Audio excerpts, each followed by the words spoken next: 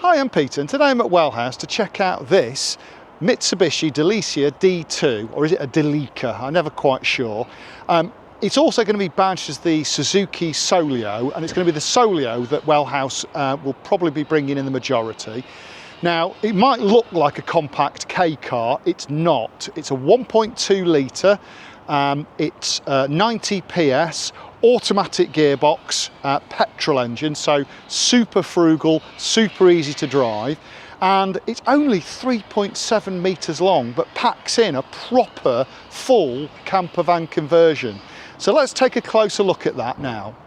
So this one is, as we mentioned before, Mitsubishi badged, but most will be Suzuki badged. And the engine itself, it's shared with many European vehicles. I think the Agilis, Vauxhall Agilis, has the same engine, and a few other models. So super easy to get parts for it. This is the third generation of Solio and Delica, so quite a smart looking vehicle. But don't be fooled by the exterior. Inside it packs real camper van capability, as we will show you. Now, you weren't expecting that much room, were you? So single rear travel seat. Now this is the original manufacturer travel seat, so proper adult crash tested unit. And if we go round to the front, you'll see they've just fitted a swivel seat on the passenger side. So if I just climb aboard. Okay, so I've just spun the camera around so you can actually see just how much room I've got inside this Delica Solio micro camper.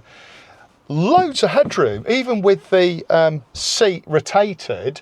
And it's sort of slightly sloping roof here. I've still got loads of headroom, and I'm not a small person, so surprising amount of room. Now, what the plan is, this area here, because obviously I'm facing the rear travel seat, you can have a little dining table popped here. The driver's seat slides forward, and I'll show you why it slides forward. So if I just come round here, you can see, hopefully you can see that you can actually use the chemical loo in situ, so you don't have to move it out of a cabinet or anything. And even, I'm not a small person, even I can fit in it absolutely fine. So there's plenty of space inside this little TARDIS of a micro camper. Now, one thing I forgot to mention, I mentioned it on the previous video, is that every millimetre of this van has storage. So you've got a bit of space behind the driver's seat when you shove it forward. And obviously you've got space on top of the portaloo, which would be ideal for bedding, things like that. But even little spaces like under the seat are utilised in this vehicle. I mean, look at that, it's great. So you can go shopping with it, or take your pots and pans to the campsite sink to save water, maybe take your washing to the laundrette. Lots of uses for that. Or just use it for taking your stuff to the beach. But isn't that a clever use of space on a compact van? Now, as you can see in the rear of this vehicle, so over here we've got a slide out drawer fridge, 20 litres in capacity. That's your rear travel seat, and if I just flip the camera around, you'll see, so I've got loads of room here, got loads of elbow room, so very spacious feel to the interior of this vehicle. And if I just stand up, now you might wonder why they bothered putting a pop top on such a compact vehicle, but as you can see, it gives you a genuine amount of headroom, and I'm 6'2", probably a bit taller in my shoes, so probably 6'4", 6'5" of headroom, which is dead impressive in a tiny little compact camper like this. And it's really useful. Now, the screens you've got on either side are really fine mesh. There's 3 of them, so plenty of cross ventilation. And they're really fine mesh. They're more like a sort of nylon tight mesh than a traditional mesh. So no bugs are getting through this screen. So something to bear in mind if you don't like your bugs. So yeah, and it's a good viewing platform as well to see what else is going on the campsite. So yeah, like that, useful addition. So for the bed system, the passenger seat is folded flat, and then infill cushions are used to create a nice, long, flat, single bed. So should be fairly spacious, and obviously you've got space on the driver's seat. You've got the portaloo can be used with the driver's seat tilted forward, so plenty of usable space in this camper van, and a nice decent bed.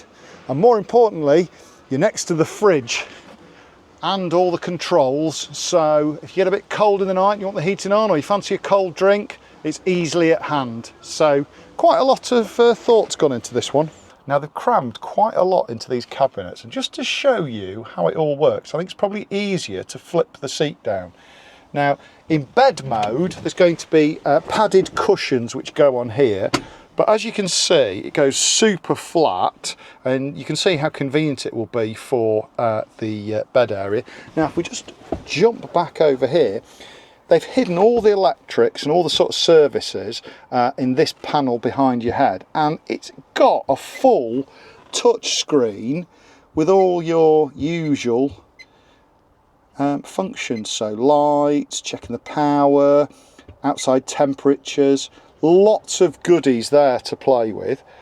Blown air heating, so it's got a proper blown air heating system, which if I pan down here, you can just see the outlet to there, so that'll keep you toasty warm, because a vehicle this size won't take much heating.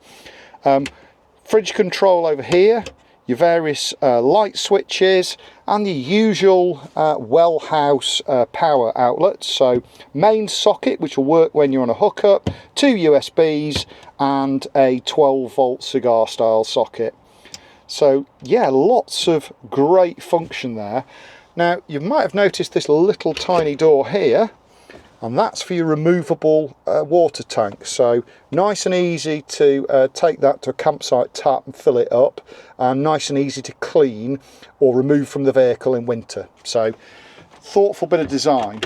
Now what I really do like, when you've got the tailgate open, it's almost like a mini burger van or something. It's quite bizarre. And you could actually use it for a bit of catering, because you've got your hob, you've got a really deep sink. I'll just pan down so you can see. So yeah, lots of room, and quite a convivial layout. I mean, if you've got the tailgate open, it's a great little party space with all these spaces for drinks and whatnot. So yeah, really flexible and quite surprising in a 3.7 metre long vehicle.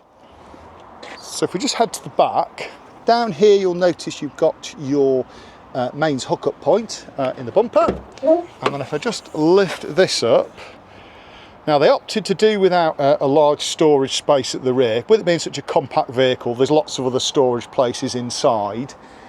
And down here, this is actually a service point. So you've got your solar panel regulator, all your fuses, your consumer unit, and various other electrics, all nice and easy to get to and service. I'll just show you in the sealed gas locker. So in the sealed gas locker, you've got your camping gas container, and obviously you can just activate that when you're on a campsite. But yeah, all the services are in the rear, nice and easy to get to. Now, the other thing I must mention, look at all the space you have here. I mean, this is going to be a bit of a party bus, isn't it? I can imagine a load of drinks. It's almost like a bar. I can imagine a load of drinks lined up there, and people sheltering. Now, we mentioned before it might be a bit of a party bus with the awning out, and yeah, check that out. And yeah, lots of room. The awning's about 6 foot tall, so I can just about stand up underneath it, as you can see. But yeah, great for a bit of extra shade or shelter if it's not so sunny as it is today. But yeah, really useful feature that. Just spin around again. Yeah, look at that. 3.7 metres long, smaller than most cars. So yeah, really useful that. We did a driving review of the Suzuki Solio and Delica D2 last time, so I'm not going to go into too much detail on the equipment on the inside. The only thing I will say is one thing that's worth noting. You can access the chemical loo from this side of the vehicle, so nice and easy to empty. You don't have to take it through the inside of the actual van. Inside, very spacious is the key thing. If I just flip the lens round, you'll see, look how much headroom I've got. Even more with a cutout for the pop top. So plenty of space in this vehicle.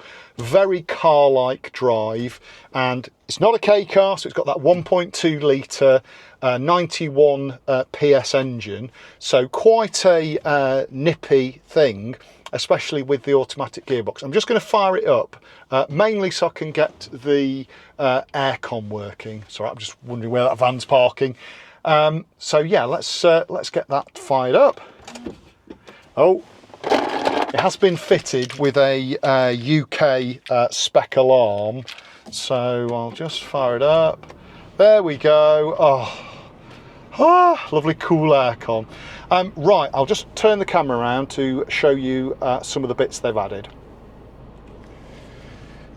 Okay, now I mentioned before, lovely clear layout. It's got the automatic gearbox, it's got all your intuitive controls for the aircon, and the new thing they've added, you can just see it booting up, is this snazzy Kenwood radio, and usual Bluetooth connectivity with this.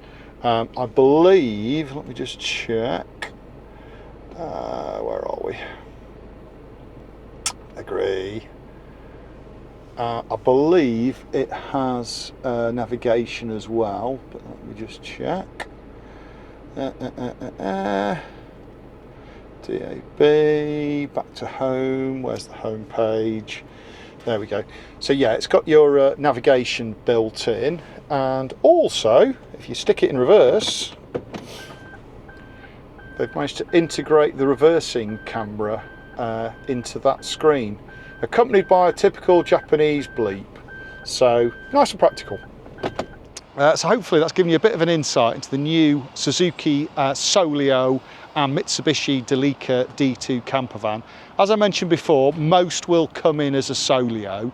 The vehicle featured here is actually the second generation of Mitsubishi D2 Suzuki Solio. Wellhouse will also be building on the revised 2015 third generation model, and this also comes with a hybrid option. Various different colours. They have some really funky colours as well, so if you want something specific, ask Wellhouse. Great little spec van, genuinely can sleep a 6-footer, even me. And prices start from around the £20,000 mark, so a lot of camper, or rather a very small camper for a very small price. Check it out on the Wellhouse website.